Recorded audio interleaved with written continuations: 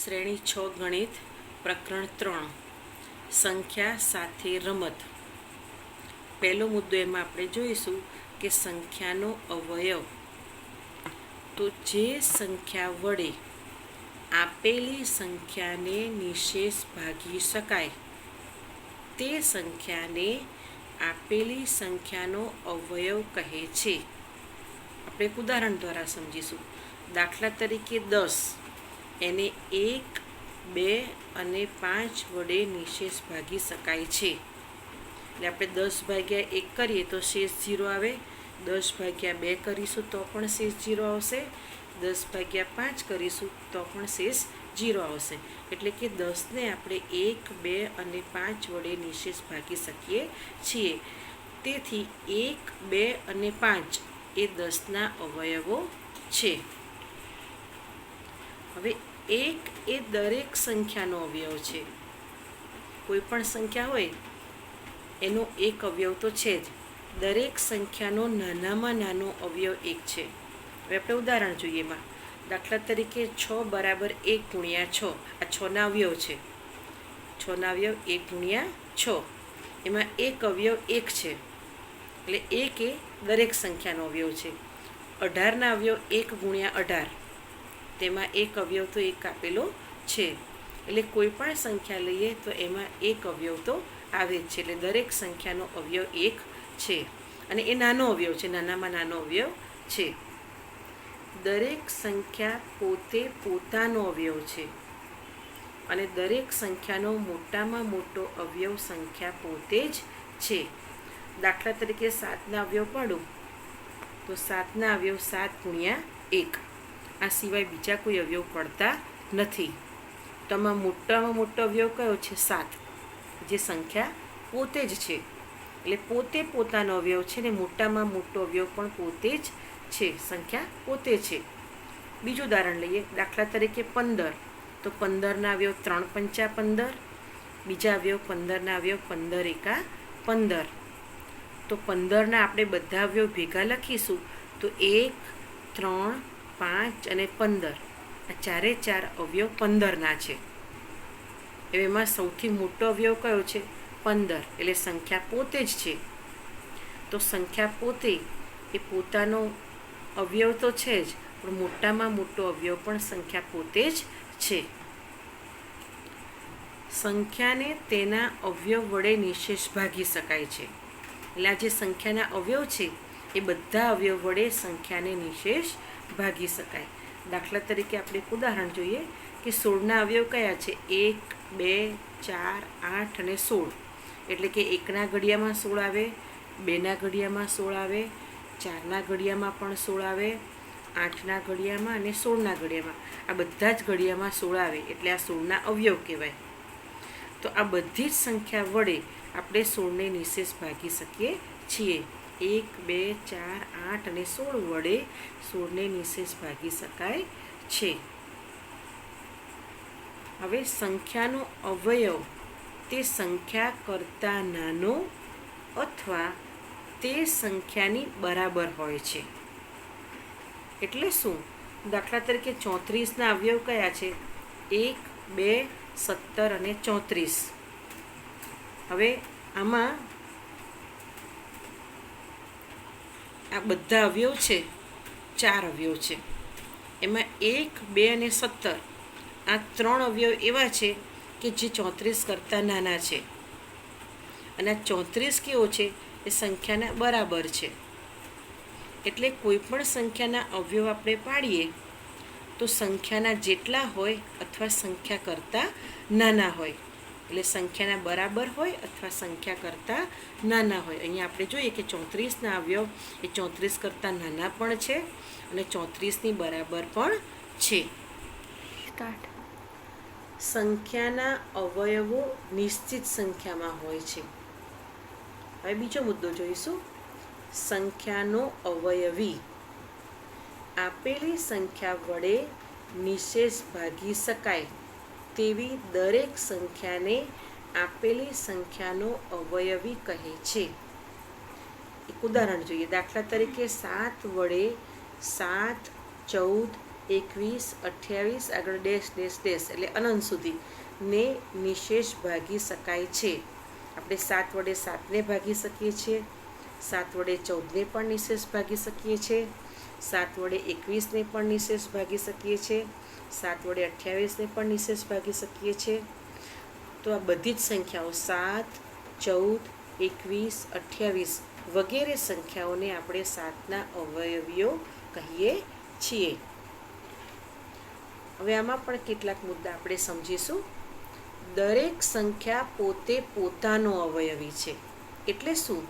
તો દાખલા તરીકે 3ના અવયવી કયા છે? 3 એકા 3, 3 દુ 6, 3 તરી 9, 3 ચોક 12 વગેરે આગળ એ પ્રમાણે આવશે.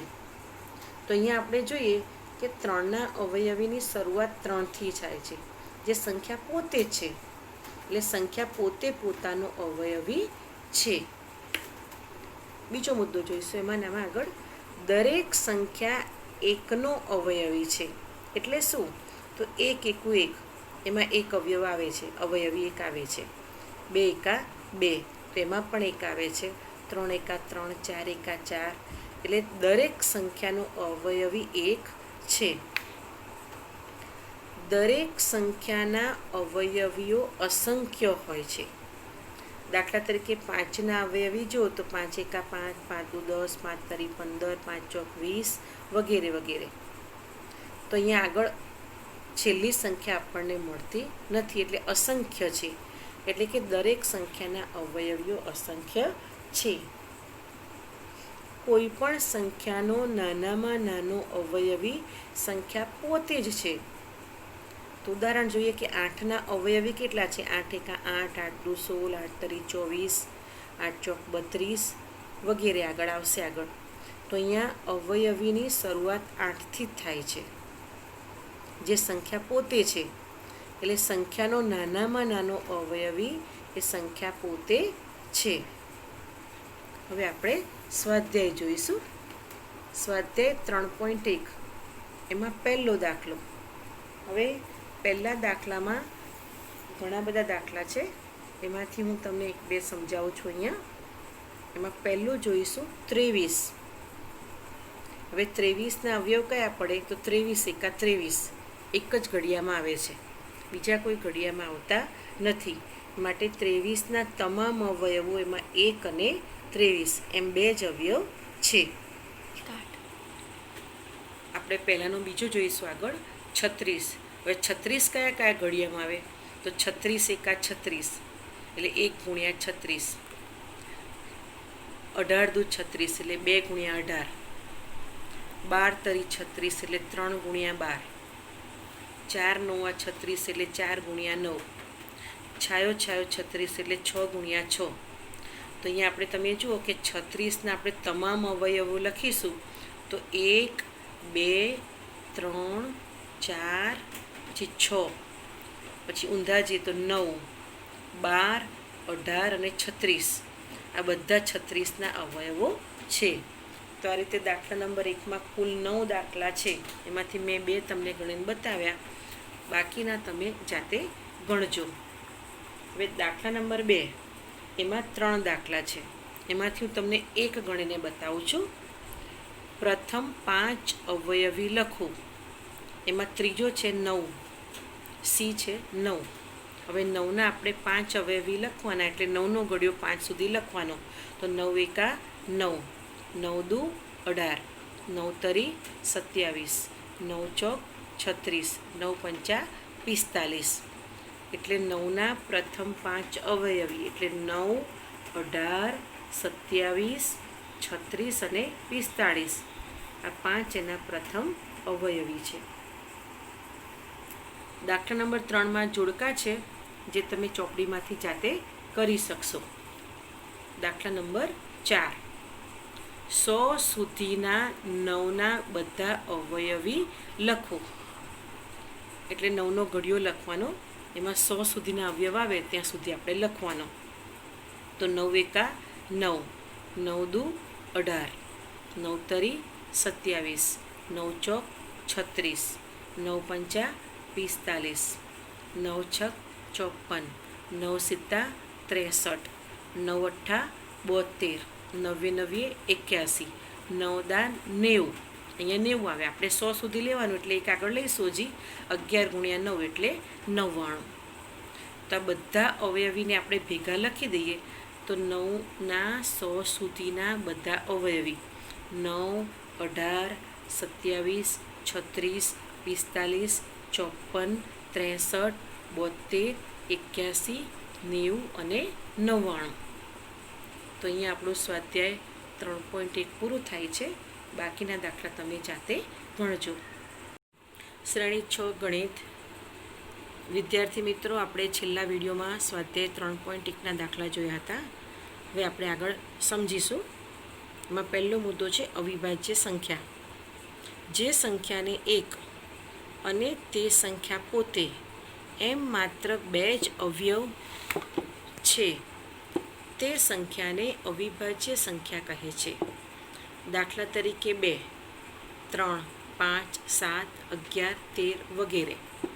2ની વાત કરીએ તો 2ના અવયવ પડે 2 × 2 એટલે સંખ્યા પોતેને 1. 3ના અવયવ 3 × 3, 5ના અવયવ 5 × 5. આમાં બધી સંખ્યાઓમાં સંખ્યા પોતે અને 1 એમ માત્ર 2 જ અવયવ પડે છે. બીજા કોઈ અવયવ પડતા નથી. માટે આ બધી સંખ્યા અવિભાજ્ય સંખ્યા છે. હવે આ અવિભાજ્ય સંખ્યાની શરૂઆત 2થી થાય છે. માટે સૌથી નાની અવિભાજ્ય સંખ્યા 2 છે. બીજું કે આ અવિભાજ્ય સંખ્યાઓમાં 2 એક જ એવી સંખ્યા છે કે જે બેકી સંખ્યા છે. બાકી બધીની સંખ્યાઓ એકી સંખ્યા છે. એટલે કે 2 એ માત્ર બેકી અવિભાજ્ય સંખ્યા છે. હવે આગળ જોઈશું વિભાજ્ય સંખ્યા. જે સંખ્યાને 2થી વધારે અવયવો હોય તે સંખ્યાને વિભાજ્ય સંખ્યા કહે છે. દાખલા તરીકે 4, 6, 8, 9, 10, 12 વગેરે. એમાં 4ની વાત કરીએ તો 4ના અવયવ 4 × 4 અને બીજા અવયવ પડશે 2 × 4 એટલે 4ના અવયવ 1, 2 અને 4. 6ની વાત કરો તો 6 × 6 અને 2 × 6 એમ 2 કરતાં વધારે અવયવ છે. તો બાકીની બધી જ સંખ્યાઓમાં 2 કરતાં વધારે અવયવ છે. માટે આ બધી સંખ્યા વિભાજ્ય સંખ્યા છે. વિભાજ્ય સંખ્યામાં સૌથી નાની વિભાજ્ય સંખ્યા 4 છે. હવે 1નો વિભાજ્ય કે અવિભાજ્ય સંખ્યામાં સમાવેશ થતો નથી. એટલે કે એક વિભાજ્ય સંખ્યા પણ નથી અને અવિભાજ્ય સંખ્યા પણ નથી. માટે 1 એક એવી છે વિશિષ્ટ સંખ્યા છે. હવે આપણે 1 થી 100 સુધીની અવિભાજ્ય સંખ્યાઓ જોઈશું. 2, 3, 5, 7, 11, 13, 17, 19, 23, 29, 31, 37, 41, 43, 47, 53, 59, 61, 67, 71, 73, 79, 83, 89 ને 97. આટલી સંખ્યા એવી છે કે જે 1 થી 100 સુધી આવતી અવિભાજ્ય સંખ્યાઓ છે. આ સિવાયની જે બાકીની સંખ્યા વધે છે એ બધી જ સંખ્યા વિભાજ્ય સંખ્યાઓ છે. હવે આ સંખ્યાઓમાં આપણે બેકી સંખ્યા જોઈશું કે બેકી સંખ્યા કોને કહેવાય? તો જે સંખ્યાને 2 વડે નિશેષ ભાગી શકાય તે સંખ્યાને બેકી અથવા સમ અથવા યુગ્મ સંખ્યા કહેવાય. હવે આપણે જોઈશું કે બેકી સંખ્યા કઈ કઈ છે. તો દાખલા તરીકે 2, 4, 6, 8 વગેરે. આ બધી સંખ્યાઓ બેકી સંખ્યાઓ છે. હવે એકી સંખ્યા જોઈશું. જે સંખ્યાને 2 વડે નિશેષ ભાગી ન શકાય તે સંખ્યાને એકી અથવા વિષમ અથવા અયુગ્મ સંખ્યા કહેવાય. દાખલા તરીકે 1, 3, 5, 7, 9, 11 વગેરે. આ બધી સંખ્યાઓ એવી છે કે જેને 2 વડે નિશેષ ભાગી શકાતા નથી. હવે આપણે જોઈશું સ્વાધ્યાય 3.2. એમાં દાખલા નંબર 1. કોઈ પણ 2 એમાં એ છે એકી સંખ્યાઓનો સરવાળો અને બી છે બેકી સંખ્યાઓનો સરવાળો શું થાય? આમાં 2 દાખલા છે એ અને બી. એમાંથી આપણે એક જોઈશું એ. કોઈ પણ 2 એકી સંખ્યાઓનો સરવાળો શું થાય? આ એક પ્રશ્ન છે, તો આપણે એનો જવાબ જોઈશું. બે એકી સંખ્યાઓનો સરવાળો હંમેશા બેકી સંખ્યા જ મળે. હવે એનું ઉદાહરણ જોઈએ.